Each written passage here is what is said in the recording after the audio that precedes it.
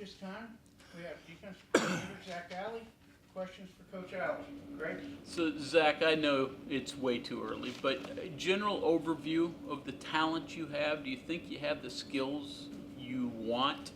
Now you just got to put it together. What do you think of this defense? Yeah, I think that, we're certainly a lot more talented than we were in the spring.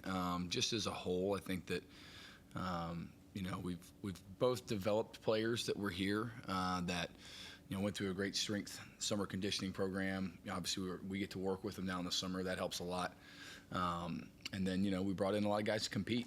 I think that no job has been earned yet. No job is safe, and everybody's kind of mixing in between the 1s, 2s, and 3s right now, and seeing who can help us and who can't. How far could toughness and effort take you? All the way. I think that that's the number one thing that we're trying to preach every day is the effort, running to the ball, getting to, making plays by outworking people. That's the backside guy that runs all the way across the field and punches the ball out going into the end zone that saves a touchdown, that changes a game. And we try and not only encourage that, reward that in practice, but show them examples, both from plays maybe I've been a part of or the NFL has done, and just always trying to encourage that mindset that every play, it's everything you've got till, from the snap of the ball to the end of the whistle. When you evaluate a turnover, when you cause a turnover, how much of that is effort? How much of that is technique? Break that down for me. It's probably 70% effort, and 30% technique. I mean, you obviously you have to try and strip the ball or put your hat on the ball or do something to cause a turnover. But, a lot of times it's just the will to get there. Very rarely is it the first person on the scene that that punches the ball out or makes the play. It's usually the second guy or third guy in. If he gets hit, he's stumbling, and boom, there comes the ball. I think that's probably more realistic most time than it is the first guy that shows up. I mean, I ask that because at least the last few years, turnovers have been a big issue with the defense. Has that been something you just keep drilling home to them that can change games? Yeah, we have a standard every practice, and we keep track of it that, we're trying to get 3 or more turnovers a practice, starting from period 1 to whatever period we end on that day. And we kind of hold them accountable to that because, generally if you end up with 3+ turnovers a game throughout a season, you're probably going to be top 10 in the country come the end of it. So always trying to emphasize that. I think that's an important thing for our guys, and they feel that, while we're out there. They hear us talking about it, and, you win the turnover margins, number one, indicator of winning. Has that happened the first 2 days? Yeah, we've done it the first 2 days. So, once we put pads on, it gets a little popping, a little live. It'll get a little harder. So if you're getting the turnovers and you're saying that effort's a big part of that, Coach seems a little frustrated with practice today. What's your view defensively on how practice went today, the effort, the hard edginess of today's practice, and are you disappointed? Average. I mean, it wasn't great. It wasn't the worst practice I've ever been a part of, but it wasn't the best by any means. I think we were solid today. Certain guys are consistently playing at that level, but the entire group's got to up that mindset and learn how we do what we do. And, not despite how hard you try through summer and being out there and all, it's just not the same as getting out and playing football and being at practice and the intensity level, the demand, the way we, do what we do. I think that we're still learning, and we've got a ways to go before we get there. Thankfully, we've got a lot of practices left. Zach, how do you feel about your linebacker room? Yeah, I think we got a lot of leaders, that are starting to emerge. Today was a lot better than the other day as far as communicating and talking. I tell them, man, it's on you. You don't get the check to the safety, like that's you. The D-line's lined up wrong, that's your fault. Like everything's on us, and that's the way that I want my guys to think. And so me being All-American, that's what they do. They fix everybody all the time. And so just preaching the intelligence and the understanding and all the things that go with being a great linebacker, to get the room to elevate as a whole. We've got really good competition right now. That helps. We brought in a couple guys. We had some freshmen come in as well. Even some of our walk-ons that we brought in are good players. So I think that's making everybody get better because they're watching the other guys, play well out there as well. What are one or two of the characteristics, abilities, whatever, of all the new players coming in that you can't really, scout or learn about on film, on whatever?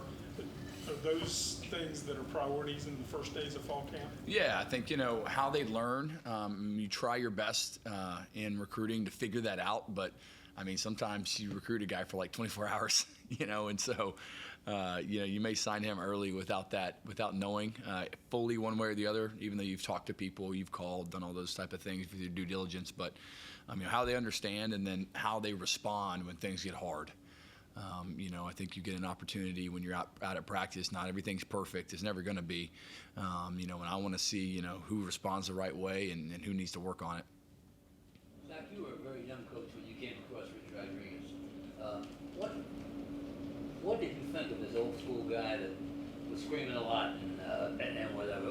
What were your first impressions and what has stuck with it? Yeah, I think the first thing I thought was just the standard of how everything goes every day. It's Coach Rod is really good at, there's only one way to do things if you want to win. And if you don't do that every single day, then that's not okay. And I think that's something that I noticed early on, with him that I've tried to keep myself, something I do, all the time, that there's only one way we're going to do things that I know from experience leads to success. And so this is how it's going to be done if you want to succeed. And I think he does a great job of just holding everyone to that standard. And I think he's masterful in how he goes about it, between the, sometimes the intensity between, yelling at guys and screaming and then loving them up too, and because everybody gets coached a little bit, individually, you would say, to what helps them learn, help them get developed. And, I think Coach Rod does a great job of balancing those things really well. Were you ever a little standoffish at first? We were always friends. I don't know. I might be okay. He keeps hiring me. From the jump, I think that he likes me. I like him, and I'm kind of mindseted the same way. I'm like that high freaking energy. I'm running all over the place, screaming, yelling, doing everything, and I think that similar coaching styles probably matches up. He was unhappy with the effort today in practice. He made the point that when he was younger, he hated to pull weeds in the garden, and metaphorically, you have to pull weeds in football practice sometimes. How do you get your guys to pull weeds and do things they don't want to do? Yeah, I think you've got to be on them.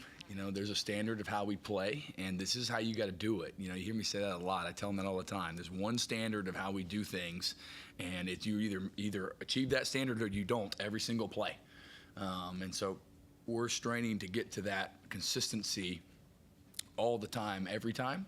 And then I think just on and off the field, you want to elevate when it's done well, and you want to show and criticize when it's done poorly. And I don't want a guy to go through a practice and, I believe in telling them the truth. If it's bad, I'm going to tell you it's bad, and I'm going to call you out in front of everybody. If it's good, I'm going to tell you it's good, and everybody's going to know it, because there's only one way to win. Coach, what are your thoughts when you see, and I'm sure the players notice this, when you have a couple of defensive players, DBs, that PFF is very, very high on? Do you bring it up to players like, hey, I know you got this recognition, but don't feel yourself too much, like we have a long way to go? Do you try to ignore it? Do you like when players get hyped to feel validation, or do you not like it? Well, I'll tell you, I'm not sure one of them dudes could tell you their PFF grade, but they could all tell you the freaking EA Sports video game grade. Them dudes, yeah, they all know, and we laugh. I said, I'm gonna call them up and tell them to change the numbers on you right here. I know I think somebody did a skit the other day I saw it on social media where they had a fake EA Raider out at practice, and I laughed. It was hilarious. You've had some defensive players So, who got solid ratings and that Yeah, I think so. I have no idea, but I know they care. So I couldn't tell you. I don't bring it up to them because, however that third party sees them doesn't matter to me. That's not who makes decisions on who's playing, who's not, and how well you do. And I think they know that the NFL don't care either. They make their own evaluations the whole time. So I couldn't tell you one guy's rating on anything. Doesn't matter. I think that everybody's going to get challenged the same way, and the guys that perform the best get to play.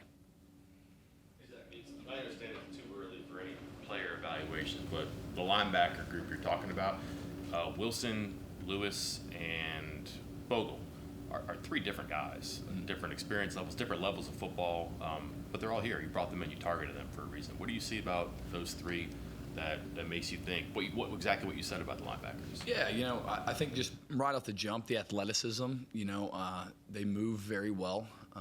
They can run. I think that's a big deal. I don't know if you've ever seen John. He's big. He's a big dude. So that helps too. But until we put pads on, I don't really know. Because you got to see dudes hit people and knock them backwards and do all those things. But obviously they provide a lot of depth and a lot of playing experience. I mean, you got guys who've started multiple games at other schools that right or wrong, you hope that translates. I guess that kind of was I was going to get at. What they do have in common is they've been around college football for a little bit in different scenarios. How much of that just kind of takes care of the big picture, like small pieces, I guess, but eventually just knowing how to play is going to help? Yeah, I think it helps with everything, just like experience. Experience is valuable, and just the ease of knowing how to show up on time, dressed the right way, ready to go for practice. Just taking leadership roles because that's what they're used to. Knowing that when you come to the meeting room, you take your notes out, you write down what's on the board because it's important if Coach Alley wrote it on the board, and then that way when I come in, they don't have to write it down while I'm talking about it. Just little things that experience gives you that, I'm teaching freshmen, I'm teaching young guys that maybe they didn't have to do that, wherever they were before, to try and build habits that lead to success. You were asked about how you mesh with that old school mentality, intensity that Richard brings. Did your time at Clemson with Dabo Sweeney, also kind of an old school intense coach, did that help prepare you for joining a staff like this? Yeah, absolutely. I think so. I haven't really, I can be honest, I don't think I've been around a head coach that's not intense and wants to win and is aggressive every day. I mean, you got to be pretty competitive to do this and do it consistently at a high level. But obviously Coach Sweeney, Coach Venables, Coach Harsin, Coach Schmedding, Coach Bowden, I mean, you go down the list, I mean, all of them have had success in a lot of places, and I believe it's because of the intensity and the way that they go about what they do every day, and you try and emulate the things that help win. The Big 12 has got a bunch of established veteran quarterbacks returning. And I know you're getting your team ready for the season, but in the back of your mind, are you thinking of ways to get your guys prepared to how you're going to have to affect these guys and the way you craft your defense and the way you design things? I think we'll get to that when it comes. Right now we're just trying to get good at being us. We're working on West Virginia right now, and when we get to a game week or get closer, once we kind of go to scout teams and those type of things, we'll start to talk about those game plans and all. But I don't know when we play some of those quarterbacks, but I know they in game one, and I'm trying to win game one. So we'll focus on Robert Morris first, and then we'll kind of move on from there. Is there anything that you look for in your players, or any signs that they can show you during those first few days, first couple weeks at fall camp, that show you they might be prepared to be a standout for you during the season? Yeah, I think the consistency of performance is always what I look for. Everybody has good and bad days, but the guys that you want to play have more good days than bad days. So you're trying to look for in their first couple days of practice, like, man, who can put back to back good days together, that you can rely on to do what they're supposed to do, play at a high level, have a standard of performance that leads to success. So for me, it's only been 2 days and I ain't watched second set of film, so I'm not sure yet who that is, but over the first week or two, we'll probably get to see some more of that. How much do you adjust your defensive scheme based on what you see out of your personnel, or does your personnel have to be able to run what you want to do? We're going to do, I mean, a little of both. You know, I think there are things I know are successful that are hard on offenses that we want to do. But on the flip side, if we're not good at some of those things, then we're going to find ways to manipulate it so that our players are in positions to win and to be successful and good at whatever it is that they do. That's something that I think I honestly constantly think about, is how to put the right guys in the right positions to be successful within the schemes. So what he's saying, though, when you're putting your defense together, is it geared to what we do best or covering up the things that we don't do well? Oh, that's a good question. Probably both. Okay. You know, I mean, you give up something to do know, something, probably both. You know, I mean, if a guy's a good blitzer, I'm trying to blitz him. If he's not good in man, I'm not trying to, play him in man. And so if I can do both of those at the same time, I would love to do that. But I mean, as a defensive coach, you ever talk to a defensive coach, they always say, well, to do something, you have to give up someplace else. Mm-hmm. There's always give and take there. I mean, that's always in the back of your mind, right? Yeah. I mean, there's always weaknesses to any call. Yeah. But you're trying to, if you're going to put stress on somebody, try and put it on the best players. Like help, have those guys, game's on the line, who you want making the play to win the game, try and engineer that if you can. Okay, thank you very much. Thanks. Thanks.